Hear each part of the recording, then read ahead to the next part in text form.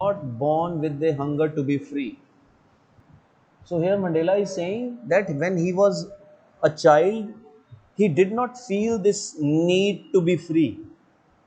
I was born free because he was born free, free in every way that I could know. Because in childhood, he didn't feel that white people were oppressing him because he had not come in touch with white people. He was free to run in the fields near my mother's hut. So you see, he was free. He ran freely here and there near his mother's hut, free to swim in the clear stream that ran through my village. So he was free to swim in the river that was flowing through in his village, free to roast mealies. Note down the word mealies.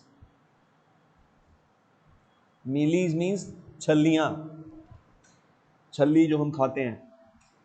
So he was free to roast mealies and eat them, and he was free to ride the broad backs of slow moving bulls. Bulls means bell.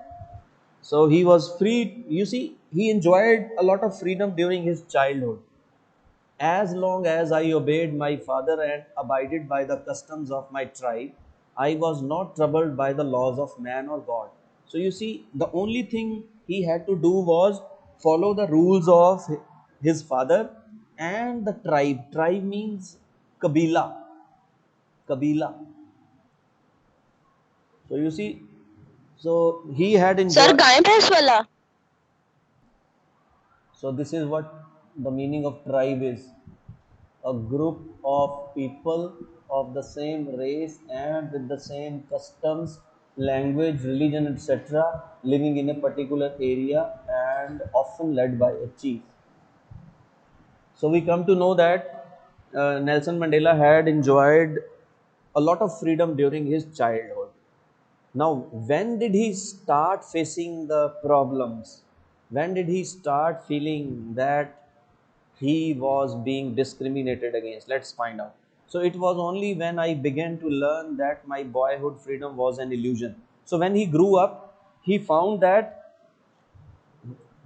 his freedom was just an illusion. Illusion means it was just there, but actually it was not there. Illusion is something that sir appears. वह So, illusion, when I discovered as a young man that my freedom had already been taken from me.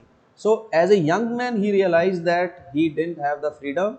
White people put, you see, some very harsh restrictions on them which were not required.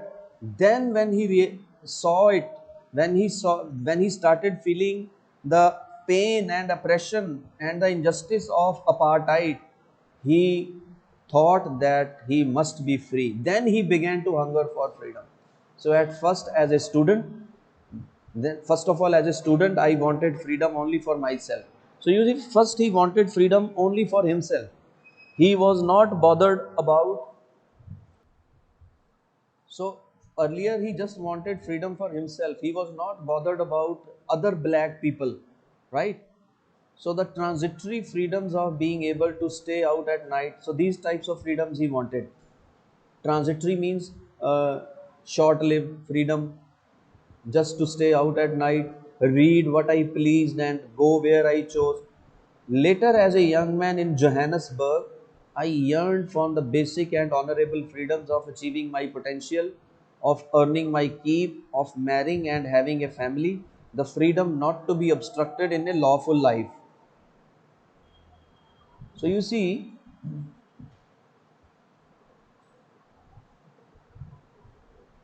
just wait. So earlier he just wanted freedom to study what he wanted to do, to have the friends of his choice, or becoming successful in his career, and then he wanted the freedom to earn a decent uh, salary. That is, he wanted a good employment in which he could earn as much as he wanted. Then he wanted the freedom of getting married and have a family. So he wanted simple freedom, right? He had not thought that he would start fighting for the freedom of all the black people. So but then I slowly saw that not only was I not free, but my brothers and sisters were not free also. So after some time he realized that not only he lacked freedom, not only he was being discriminated against, but there were so many other black people, not so many, all the black people were suffering from this lack of freedom. So I saw that it was not just my freedom that was curtailed. Note down the word curtailed. Curtailed means limited. So later on, he realized that his freedom as well as the freedom of the black people was limited. On the other hand, white people enjoyed complete freedom, but the freedom of everyone who looked like I did. So you see, this really pained Nelson Mandela. He didn't like it. Why black people were not given all the freedom which the white people had. So that is when I joined the African National Congress. Note down. So in order to fight for his freedom and the black people, he joined African National Congress. And that is when the hunger for my own freedom became the greater hunger for the freedom. Here you see beta Nelson Mandela. Here he is a successful Nelson Mandela after he became the president. So you see, now first of all, he became hungry for his freedom, that he wanted to have complete freedom for himself, and later on that hunger was changed into hunger for freedom for all the black people. Got it? So you see here Nelson Mandela raising his fist. It means it's a sign of victory or the unity of black people. So it was this desire for the freedom of my people to live their lives with dignity and self-respect that animated my life. So you see, when he made his life's purpose to win freedom for himself and for the black people, then he got an energy from God to keep fighting for this cause. Animated means filled his life with new energy that transformed means changed a frightened young man into a bold one. So you see, when he made winning freedom for black people the purpose of his life, so he became very bold. So this divine purpose filled him with uh, fearlessness. So earlier he used to fear the white government, that the white government, military or police would torture him. But when he made the freedom of the black people purpose of his life, he realized that he didn't fear even any torture. So that drove a law abiding attorney. Note down the word attorney. Attorney means a lawyer. So you see, uh, Nelson Mandela was an attorney, lawyer. So, but after he joined African National Congress, he became a criminal. You see, criminal in the eyes of white people, because he got involved in some uh, hostile activities, that is attacking the white people. So that turned a family loving husband into a man without a home. So before he joined African National Congress, before he became rebellion, he used to live with his family. But after he joined African National Congress and the rebellion, he was forced to live away from family in a hiding, maybe in a forest. That forced a life loving man to live like a monk. Note down the word monk. Monk is a sannyasi. So, so when he became a rebel, uh, he loved life, right? He loved eating, loved living with his family.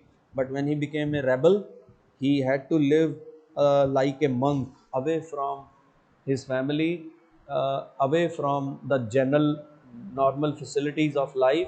So he started living like a monk in a forest, because he had to hide himself from the uh, white government's forces. So I am no more virtuous or self sacrificing than the next man. But I found that I could not even enjoy the poor and limited freedoms I was allowed when I knew my people were not free. So you see, he says, by becoming a rebellion or a rebel, he didn't do anything great. He just did the sacrifice of a common man. And he did it for the sake of winning freedom for the black people, right? So when he realized that black people didn't have freedom, he wanted freedom for them. So in order to make them free, he needed to pay a price. So he was giving a price, he was paying a price by becoming a rebellion, right? So freedom is indivisible. Note down, freedom is indivisible means freedom cannot be divided. So the chains on any one of my people were the chains on all of them. The chains on all of my people were the chains on me. So this is what Nelson Mandela felt.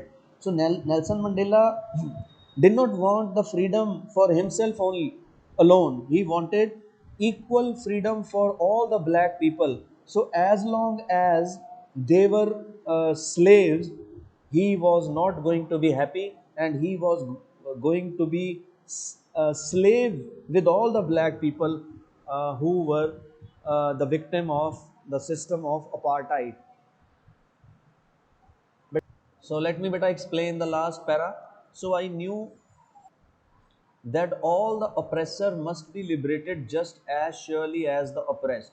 So you see here, you will see how high Nelson Mandela's thoughts were. So Nelson Mandela thought that not only the oppressed means the black people needed to be free, but the white people also needed to be free.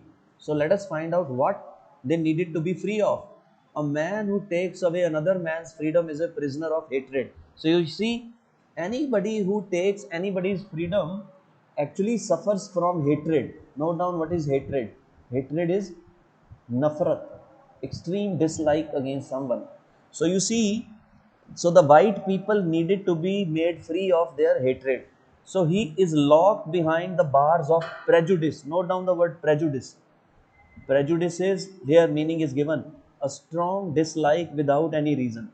And narrow mindedness. Note down narrow mindedness. Narrow mindedness is your limited thought level. So I am not truly free if I am asking away someone else's freedom. So here Nelson Mandela says, if anybody takes away anybody's freedom, it means that person is not free. It means that person is suffering from hatred.